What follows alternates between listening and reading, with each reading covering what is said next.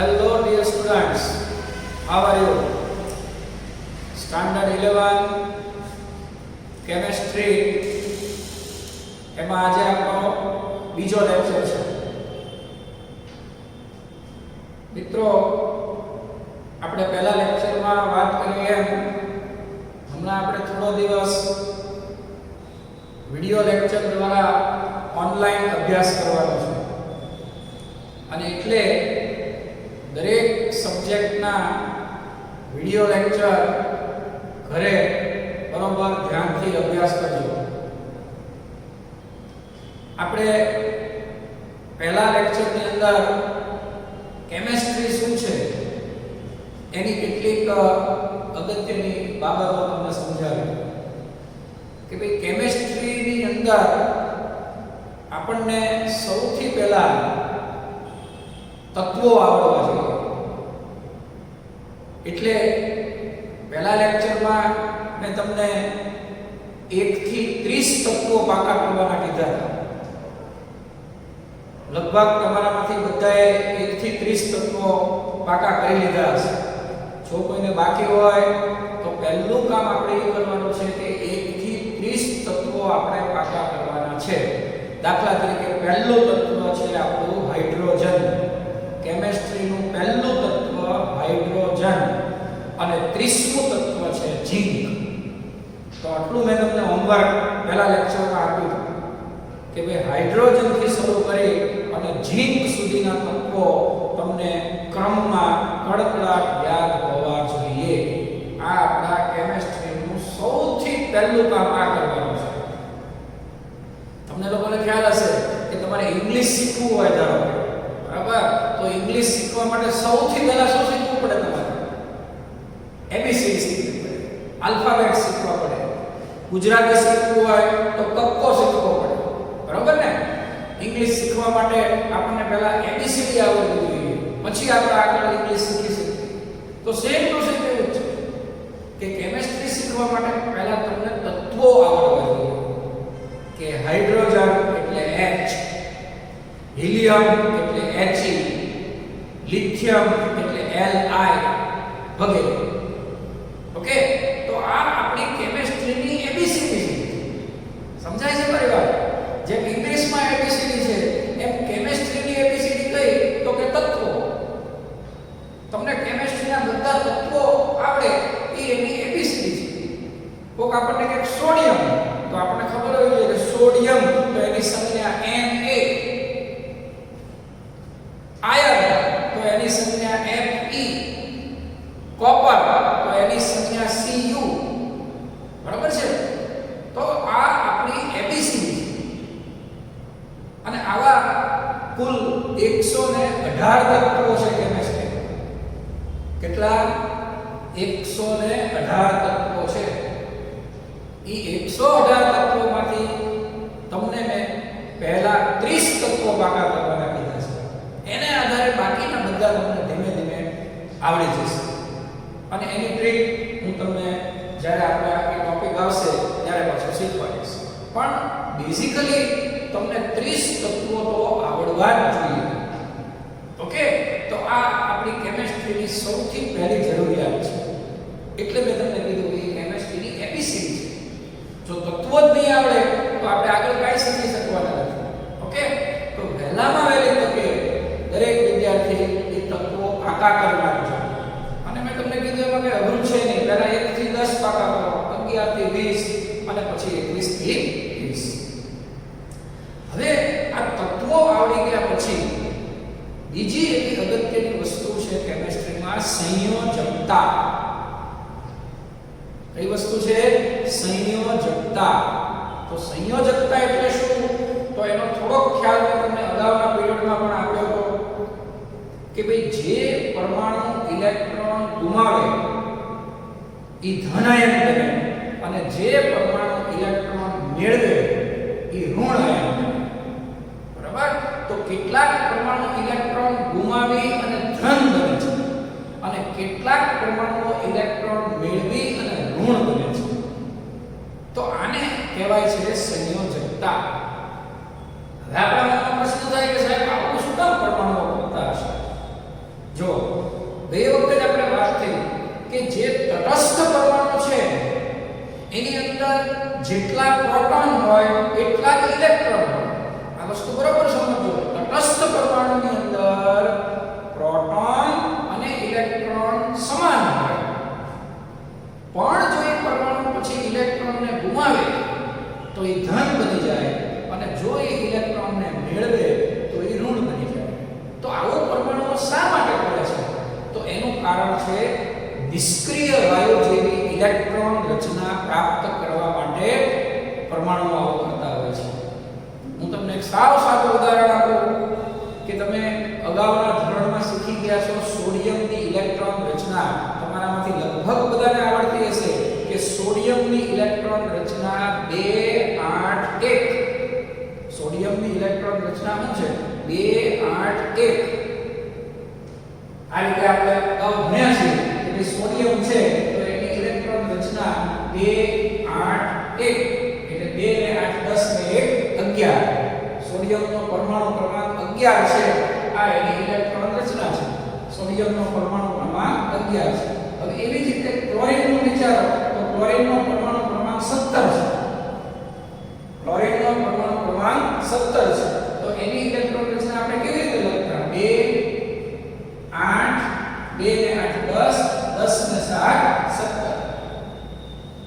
આ વસ્તુ તમે 9મા 10મામાં બહુ સરસ રીતે શીખ્યા છો. ઇલેક્ટ્રોન રચના કે સોડિયમ એટલે 2 8 1, 2 ને 8 10 ને 11.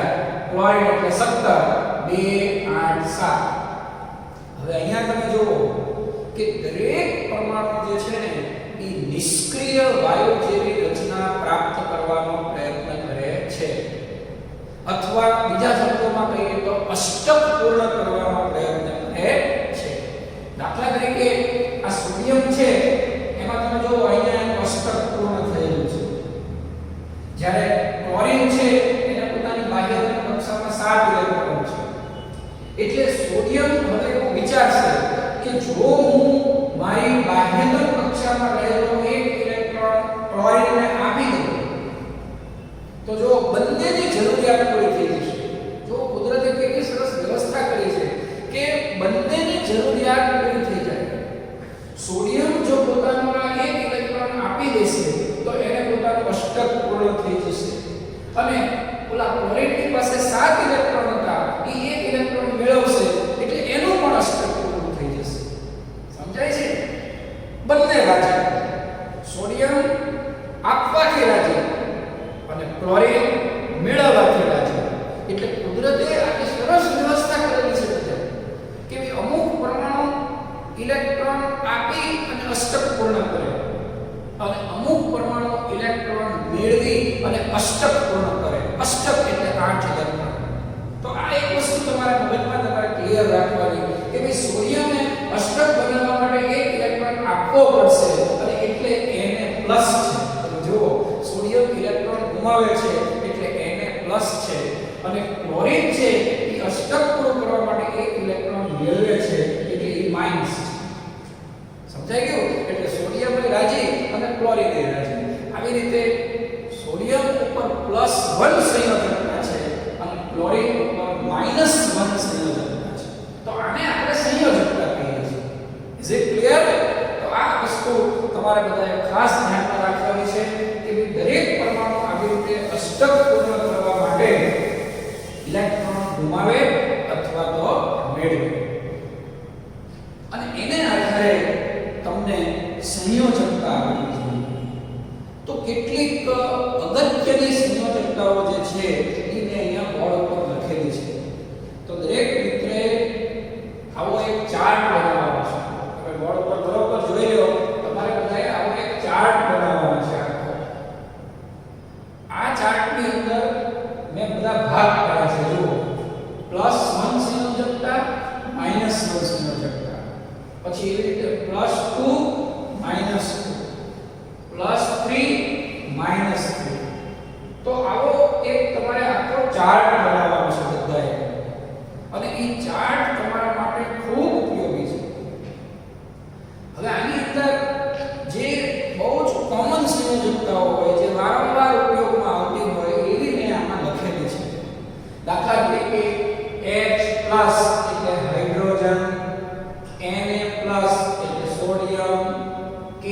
પ્લસ એટલે પોટેશિયમ, Cu પ્લસ એટલે ક્યુપ્રસ, બરાબર, NH4 પ્લસ એટલે એમોનિયમ.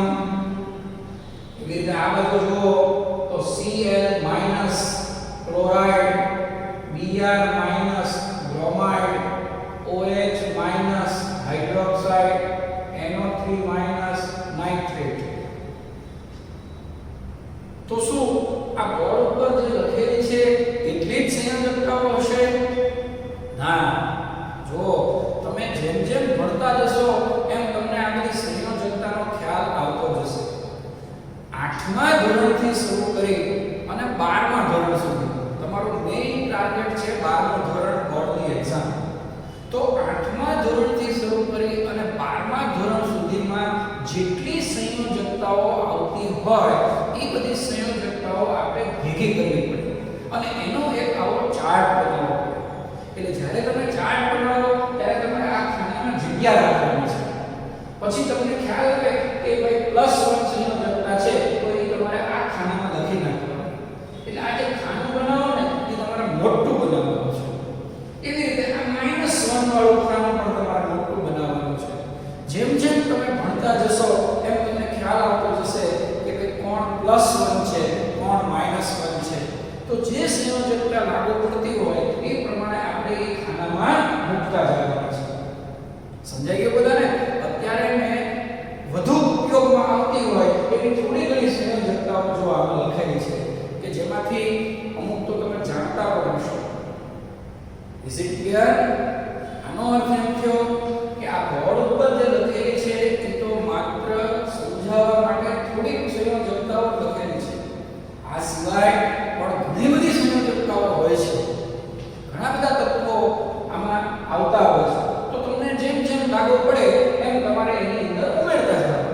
માનો કે તમને +2 વાળું મળ્યું તો એ +2 માં ઉમેરતા જવાનું. +3 વાળું મળ્યું તો +3 માં ઉમેરતા જવાનું. -3 વાળું મળ્યું તો -3 માં ઉમેરતા જવાનું. તો આ રીતે આવો એક મોટો ચાર્ટ તમારે તૈયાર થશે. સમજાઈ ગયું બધાને? આવો એક મોટો ચાર્ટ તૈયાર થશે. મોટો ચાર્ટ બનાવવાનો તમારે. અને એ ચાર્ટ તમારો રીડિંગ રૂમ જે હોય, તમારું રીડિંગ ટેબલ હોય, એ તમારે ટેબલમાં સામે ભીંત ઉપર આ ચાર્ટને ચોંટાડી દેવાનો. અત્યારે તો કદાચ તમને જે ગમતું હશે એનો ફોટો તમે ચોંટાડ્યો હશે, મને ખબર છે, બરાબર છે? તો આવા જાત જાતના આપણને ગમતા હોય એવા ફોટા આપણે ચોંટાડતા હોઈએ છીએ. તો હમણાં 2 વર્ષ બધું ભૂલી જવાનું, રાઈટ? એની ઉપર આપણે આ સંયોજકતાનો ચાર્ટ ચોંટાડી દેવાનો. સમજાય છે મારી વાત? આપણે હીરો હિરોઈન છે, ક્રિકેટર છે, એવા બધા ફોટા આપણી રૂમમાં આપણે ચોંટાડતા હોઈએ છીએ. તો હમણાં આપણે એની ઉપર આ છે ને સંયોજકતાનો ચાર્ટ ચોંટાડી દેવાનો. કારણ કે હમણાં 2 વર્ષ બધું ભૂલી જવાનું છે આપણે, બરાબર? 11 અને 12 2 વર્ષ આપણે બધું જ ભૂલી જવાનું છે. તો તમારા રીડિંગ રૂમની અંદર આવા બધા અગત્યના ચાર્ટ ચોંટાડેલા હોવા જોઈએ, જેથી જ્યારે તમે ફ્રી બેઠા હો, જ્યારે તમારી પાસે સમય હોય, શાંતિથી તમે બેઠા હો, ત્યારે રૂમમાં આ રીતે તમે બધા ચાર્ટ જોયા કરો તો ધીમે ધીમે એ બધું પાકું થાય. આ બધું એકદમ પાકું ન થઈ જાય. જ્યારે ફ્રી પડીએ ત્યારે માનો કે પહેલા +1 વાળા પાકા કરીએ, પછી -1 વાળા પાકા કરીએ, એવી રીતે +2 -2, અને એમ જેમ જેમ તમને ટાઈમ મળતો જાય એમ તમારે એ બધી સંયોજકતાઓ પાકી કરતી જવાની. તો આપણી રૂમની અંદર આપણે સરસ મજાના આવા ચાર્ટ બનાવી અને ચોંટાડી દીધા હોય તો આપણને એનો મહત્તમ ફાયદો થાય. કારણ કે આપણું સાયન્સ એવું છે કે એક વારમાં ન આવડી જાય. અને એમ વિચારે કે એક વાર વાંચ્યું તો મને યાદ રહી જાય, ઇમ્પોસિબલ. હોશિયાર વિદ્યાર્થીઓને પણ ઘણી બધી વાર વાંચવું પડે છે. ઓકે? તો ધીમે ધીમે રિવિઝન કરવાથી યાદ આવે. આપણને ફિલ્મોના ગીતો કેવા યાદ રહે છે? તો એ ફિલ્મોના ગીતો તમે વારંવાર સાંભળતા હો, મનમાં ગાતા હો એટલે તમને એ પાકા થઈ જાય. એવી જ રીતે સેમ ટુ સેમ આ બધી સાયન્સની વસ્તુઓ છે એ પણ એનું રિવિઝન કરવાથી આપણને યાદ આવે. ઓકે? તો આવો એક સરસ મજાનો ચાર્ટ તમારે બનાવવાનો અને એની અંદર પછી ઉમેરો કરતા રહેવાનો. તમને જેમ જેમ નવી સંયોજકતાઓ મળતી જાય એ તમે ઉમેરતા રહો તો આવો એક સરસ મજાનો ચાર્ટ તમારી પાસે તૈયાર થઈ જશે. આને કહેવાય સંયોજકતાનો ચાર્ટ. અને તમે લોકો મને યાદ કરજો કે તમે 11મું અને 12મું ધોરણ ભણતા હશો ત્યારે કેટલી બધી જગ્યાએ આ ચાર્ટ તમારા માટે ઉપયોગી થશે. અને જે વિદ્યાર્થીઓ પાસે આવો ચાર્ટ હોય એને ભણવામાં જરાય મુશ્કેલી નહીં પડે. કેટલા બધા ટોપિક એવા છે કે જેની અંદર આ ચાર્ટ ઉપયોગમાં આવે છે. ઓકે, તો આ ચાર્ટ તમારી પાસે હશે તો જ્યારે જરૂર પડશે ત્યારે તમે એનો ઉપયોગ કરી શકશો. ઘણી બધી જગ્યાએ આ ચાર્ટનો ઉપયોગ આવવાનો છે. તો આવી ખૂબ જ ઉપયોગી વસ્તુઓ જે છે એ આપણે શરૂઆતના 2-3 લેક્ચરની અંદર સમજવાની છે. અને એટલે જ આપણે આનું નામ રાખ્યું છે ફંડામેન્ટલ કેમિસ્ટ્રી. આપણા લેક્ચરનું નામ શું છે? Fundamental chemistry. કે ભાઈ 11મા ધોરણ માટે કઈ બાબતો મહત્વની છે. તો એવી કેટલીક બાબતોની આપણે 1 by 1 ચર્ચા કરીશું. તો મિત્રો, આ ચાર્ટ દરેક વિદ્યાર્થી વ્યવસ્થિત રીતે ઉતારી લેજો અને જ્યારે એની જરૂર પડે ત્યારે આપણે એનો ઉપયોગ કરીશું.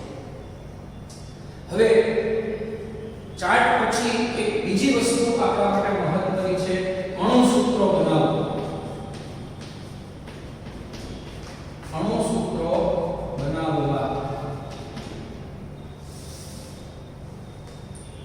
તો કેમિસ્ટ્રીની અંદર તમને બધાને ખ્યાલ છે કે જુદા જુદા ઘણા બધા પદાર્થો આવે છે અને એ પદાર્થના સૂત્રો તમને બનાવતા આવડવા જોઈએ. દાખલા તરીકે સોડિયમ ક્લોરાઇડ તો NaCl, કેલ્શિયમ ક્લોરાઇડ તો CaCl2, potassium permanganate KMnO4. Okay, આવા ઘણા બધા પદાર્થો કેમિસ્ટ્રીમાં આવે તો એ પદાર્થોના સૂત્રો જો આપણે ગોખવા રહીએ તો કાળજમાં કોથળા ભરીને સૂત્રો છે કેટલા બધા. પણ જો તમને સૂત્ર બનાવવાની રીત આવડી જાય તો તમારે એકઈ સૂત્ર ગોખવું પડશે નહીં. તો આજે હવે તમને હું એ શીખવાડું છું કે આ જે સંયોજકતાઓ આપણે સમજ્યા એ સંયોજકતાનો ઉપયોગ કરી અને આપણે અણુસૂત્ર બનાવી શકીએ. કોઈ પણ પદાર્થનું અણુસૂત્ર તમે તમારી જાતે બનાવી શકો. તમારે ગોખવાની કોઈ જરૂર નથી. તમને એકવાર એની રીત આવડી જવી જોઈએ. તો હવે હું બોર્ડ ઉપર કેટલાક ઉદાહરણો તમને સમજાવીશ, કે બરોબર ધ્યાનથી જોજો. પહેલું ઉદાહરણ,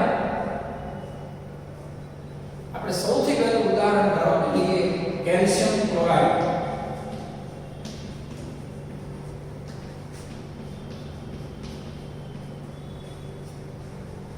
ધારો કે મારે આ કેલ્શિયમ ક્લોરાઇડનું સૂત્ર બનાવવું છે તો મારે હવે સંયોજકતામાં જોવાનું કે ભાઈ કેલ્શિયમ ક્યાં છે. તો તમે અહીંયા જુઓ Ca+2 એટલે કેલ્શિયમ, એટલે મારે અહીંયા લખવાનું કેલ્શિયમ એટલે Ca+2 વત્તા ક્લોરાઇડ ક્યાં છે તો ક્લોરાઇડ અહીંયા છે Cl- એટલે હું અહીંયા લખીશ Cl- ક્લોરાઇડ. શબ્દ પ્રમાણે તમારે જોડવાનું છે કેલ્શિયમ એટલે Ca+2, ક્લોરાઇડ એટલે Cl-. બરાબર. તો આની માટે આ સંયોજકતાનો ચાર્ટ તમારી પાસે હોવો જોઈએ. એમાંથી તમે આની અંદર મૂકી શકો. હવે સૂત્ર બનાવવા માટે તમારે કાંઈ કરવાનું નથી. એક નિયમ યાદ રાખવાનો કે સૂત્ર બનાવીને ત્યારે બંનેની સંયોજકતાઓ તમારે સરખી કરવાની.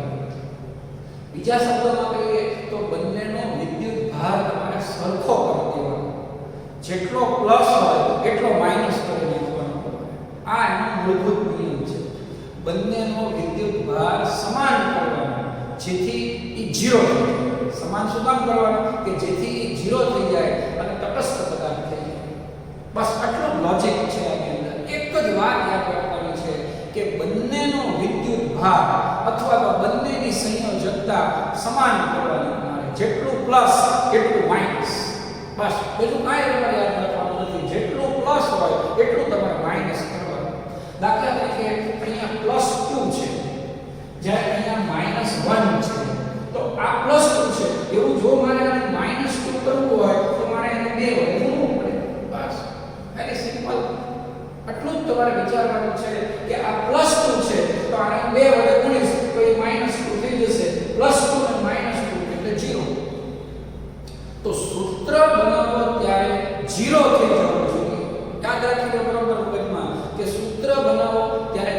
થઈ જવું જોઈએ. જેટલું પ્લસ એટલું માઈનસ. ઓકે, તો આનો અર્થ કે કેલ્શિયમ ક્લોરાઇડનું સૂત્ર બનાવવું હોય તો મારે ક્લોરીનને 2 વડે ગુણવા પડશે અને એટલે કેલ્શિયમ ક્લોરાઇડનું સૂત્ર થશે CaCl2. સમજાઈ ગયું બરાબર? કેલ્શિયમ ક્લોરાઇડનું સૂત્ર થશે CaCl2. તો આમાં ક્યાં કઈ ગોખવાની વાત કરી? કેલ્શિયમ ક્લોરાઇડ એટલે CaCl2. અથવા હવે બીજી રીતે વિચારીએ તો આપણે જો આ રીતે પણ વિચારી શકાય કે ભાઈ કેલ્શિયમ +2 છે અને Cl -1 છે તો તમારે આનો ચોકડી ગુણાકાર. જો આ બીજી રીત છે, તમારે સૂત્ર બનાવવું હોય ને ત્યારે ચોકડી ગુણાકાર કરવાનો. એટલે કે આનું 2 છે એ આને આપવાનું અને આનું 1 છે એ આને આપવાનું. આ એક બીજી રીત છે સમજવા માટેની બીજી રીત કે ચોકડી ગુણાકાર કરીને 2 આને આપી દો, આનું 1 આને આપી દો, તો હવે સૂત્ર શું થશે? જો આ 1 છે એટલે Cl લખવાનું, જ્યારે આ 2 છે એટલે Cl2. તો આ રીતે પણ તમે વિચારી શકો છો. આ રીતે પણ વિચારી શકાય. ઓકે, આ રીતે પણ વિચારી શકાય અથવા આ રીતે પણ વિચારી શકાય. તમે બંને રીતે વિચારી શકો કે સૂત્ર બનાવીએ ત્યારે ચોકડી ગુણાકાર કરવાનો છે. બસ એટલું યાદ રાખો, ચોકડી ગુણાકાર. એટલે આનો 2 અહીંયા, આનું 1 અહીંયા. હવે 1 લખવાની કઈ જરૂર જ નથી. આ 1 લખવાની જરૂર નથી એટલે મેં Ca લખ્યું અને આને 2 વડે ગુણવાનું એટલે Cl2. તો કેટલું સરળ થઈ ગયું આપણે. હવે આપણે એક જ સૂત્ર ગોખવું નહીં પડે. બધા સૂત્ર આપણે આપણી જાતે બનાવી શકીશું. ક્લિયર? બીજું એક ઉદાહરણ લઈએ. બીજું ઉદાહરણ, sodium carbonate. Okay, sodium carbonate. તો પહેલા તમે સોડિયમને ગોતી નાખો કે સોડિયમ એટલે Na+. જો એટલે આ ચાર ટર્મ આવડવો જોઈએ. સોડિયમ એટલે Na+ અને કાર્બોનેટ એટલે CO3 - 2. તો અહીંયા હું લખું કે સોડિયમ એટલે Na+, કાર્બોનેટ એટલે CO3 - 2. હવે હું ચોકડી ગુણાકાર કરું. ચોકડી ગુણાકાર એટલે આ બગડો અહીંયા આવી ગયો, એકડો અહીંયા આવી ગયો. એનો અર્થ કે Na ને મારે 2 વડે ગુણવાનું અને CO3 ને 1 વડે ગુણવાનું. એટલે સૂત્ર થશે Na2CO3. આ સૂત્ર થઈ ગયું Na2CO3. બીજી રીતે તમે સમજો તો મેં Na ને 2 વડે ગુણ્યું એટલે +2 થઈ ગયું. Na ને 2 વડે ગુણ્યું તો +2 થઈ ગયું અને ઓલું -2. +2 ને -2 0 થઈ ગયું. સમજાય છે બરાબર? તો સૂત્ર બનાવવા માટે શું યાદ રાખશો કે કોઈ પણ સૂત્ર બનાવવું હોય તો જેટલું પ્લસ હોય એટલું માઈનસ કરવાનું. જેટલું પ્લસ એટલું માઈનસ, જેથી 0 થઈ જાય. અને એના માટે ચોકડી ગુણાકાર કરો એટલે એ કમ્પ્લીટ થઈ જશે. સમજાય છે? ત્રીજું ઉદાહરણ લઈએ. Lead nitrate. ઓકે, કોઈ પણ સૂત્ર તમે બનાવી શકો. Lead nitrate. તો લેડ એટલે Pb+2, નાઇટ્રેટ એટલે NO3-. જો નાઇટ્રેટ એટલે લખેલું છે NO3- નાઇટ્રેટ અને લેડ છે એ Pb+2 છે. એ આ +2 ના ખાનામાં મેં અહીંયા લખેલું નથી પણ એ +2 ના ખાનામાં આવશે. લેડ એટલે Pb+2. હવે આપણે આ ચોકડી ગુણાકાર કરીએ તો આ એકડો અહીંયા આવશે, બગડો અહીંયા આવશે. તમારે સંખ્યા લેવાની કે આ બગડો અહીંયા, એકડો અહીંયા. એટલે Pb છે એ તમારે એક વખત લેવાનું. Pb એક વખત લેવાનું અને NO3 છે એ 2 વખત લેવાનું. તો NO3 ને 2 વખત લેવાનું એટલે આવો કાઉન્સ કરવો પડશે. NO3 twice. જોઈ લો, લેડ નાઇટ્રેટ. લેડ નાઇટ્રેટ તો એનું સૂત્ર શું થશે? Pb કૌંસમાં NO3 twice. એટલે કે આ NO3 જે છે એ આખું કેટલી વાર ગુણાય છે? 2 વાર. એટલે આપણે એને કૌંસમાં 2 વાર લખીએ. સમજાઈ ગયું? વાત સમજી લો કે સૂત્ર બનાવવા માટે જેટલું પ્લસ એટલું માઈનસ. તમે અહીંયા જુઓ કે +2 છે તો મારે આને -2 કરવું પડે અને -2 કરવા માટે આને મારે 2 વડે ગુણવું પડે એટલે મેં 2 વડે ગુણી નાખ્યું. તો આ રીતે સરળતાથી તમારે જેટલા સૂત્રો બનાવવા હોય એટલા સૂત્રો તમે બનાવી શકો. જેટલા સૂત્રો બનાવો. બીજું એક જોઈએ ઉદાહરણ. ચોથું ઉદાહરણ જોઈએ આપણે. Aluminium sulphate. Aluminium sulphate.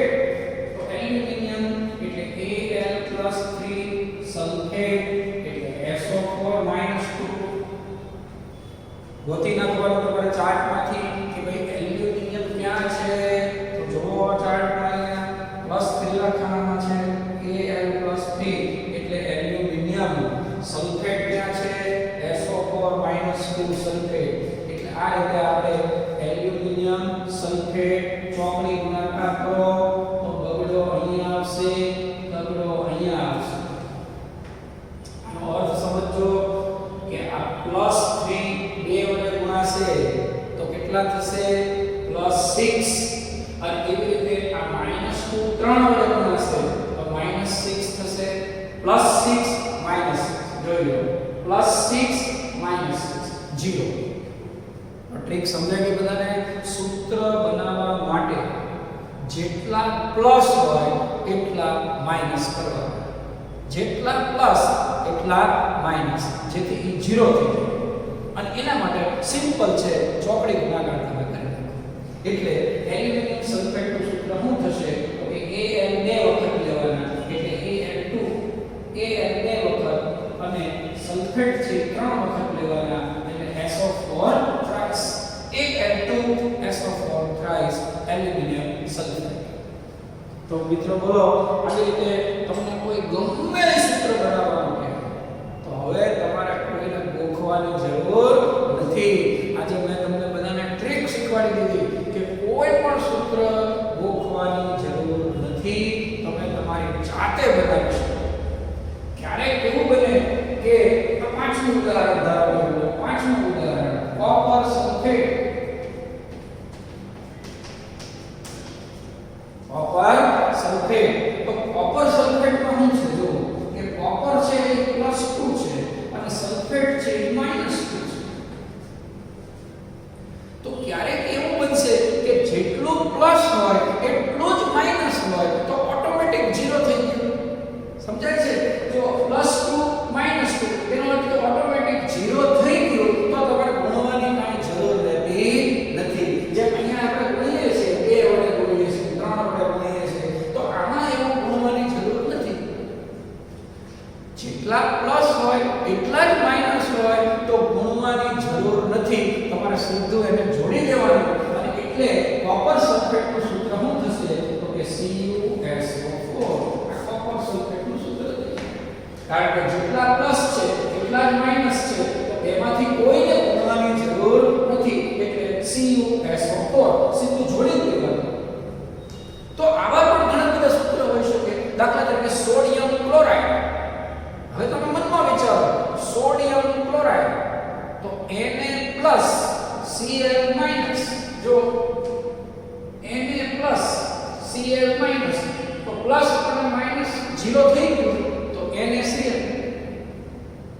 સમજાય છે? NaCl માં ગુણવું પડતું નથી. જોઈ લો Na+ છે Cl- છે તો તમારે ગુણવાની જરૂર નથી. સીધું NaCl બની જશે. પણ કેલ્શિયમ ક્લોરાઇડ ગુણવું પડશે. જો કારણ કે કેલ્શિયમ +2 છે અને Cl -1 છે. એક +2 છે બીજું -1 છે એટલે 2 વડે ગુણવું પડે છે. અને એટલે સૂત્ર મળે છે CaCl2. તો આ વાત સમજાઈ ગઈ તમને બધાને? તો છેલ્લે ફરી એકવાર કહી દઉં કે મેં તમને આજે એવી સરસ ટ્રિક શીખવાડી છે કે તમારે કોઈ પણ સૂત્રને હવે ગોખવાની જરૂર નથી. મનમાં એક જ યાદ રાખો કે જેટલા પ્લસ હોય એટલા માઈનસ હોવા જોઈએ. એની માટે તમારે ચોકડી ગુણાકાર કરવાનો. અને એ રીતે સરળતાથી તમે આવા ઘણા બધા સૂત્રો બનાવી શકશો. તો મિત્રો, આવા સૂત્રો બનાવવાની આજે પ્રેક્ટિસ કરો. કરો. ખૂબ મજા આવશે તમને. તમે તમારી 8મા 9મા 10માની બુકમાંથી જુદા જુદા પદાર્થો લ્યો અને એના સૂત્રો જાતે બનાવો તો તમને એક પ્રકારનો કોન્ફિડન્સ આવશે કે જે 8મા 9મા 10મામાં હું સૂત્રો ગોખતો હતો એને બદલે હવે આજે મારી માટે કેટલી સરળ રીત થઈ ગઈ. ઓકે, તો 11th 12th સાયન્સ છે ને એ આખું 8 9 10 કરતા ડિફરન્સ છે. આમાં તમારે બેઝિકલી બધી વસ્તુ શીખવાની છે, ગોખવાની વાત નથી. આમાં સમજીને તમારે બધી તૈયારી કરવાની છે અને આવી ઘણી બધી ટ્રિક્સ જુદા જુદા લેક્ચરમાં તમને શીખવાડશું. આની પછીના લેક્ચરમાં પાછી એક આપણે નવી વસ્તુ શીખશું. તો અત્યારે આ લેક્ચરને આપણે વિરામ આપીએ. Thanks to all.